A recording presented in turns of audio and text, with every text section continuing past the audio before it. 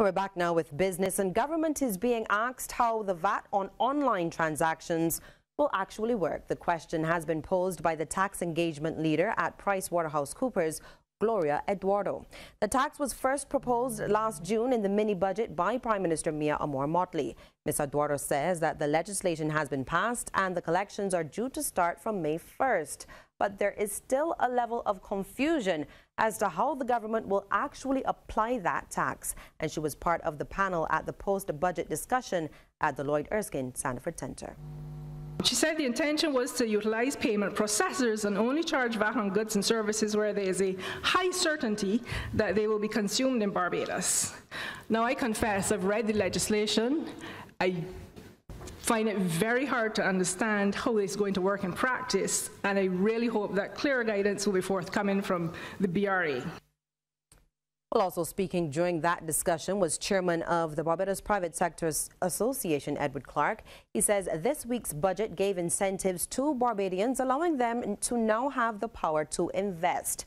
But there is a need to get Barbadians to understand investment, its risk management and returns. Now, the challenge at the moment, however, is that there is very little to invest in right now. The stock market is dormant. We need to generate opportunities, and this is an incentive for people to put their money into something that can generate good returns. And I agree with Winston. I think the tax credit is a wonderful avenue for that as well.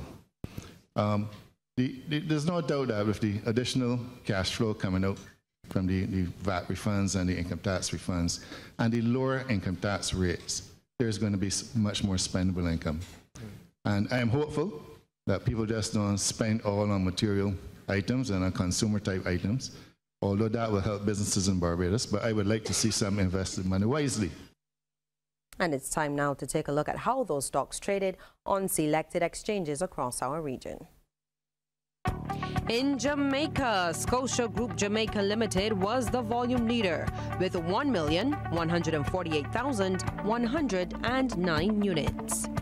In Trinidad and Tobago, Grace Kennedy Limited was the volume leader with 231,405 shares changing hands, all for a value of $752,066.25. And here in Barbados, Cave Shepherd and Company Limited was the volume leader, trading 500 shares at $4.30 each.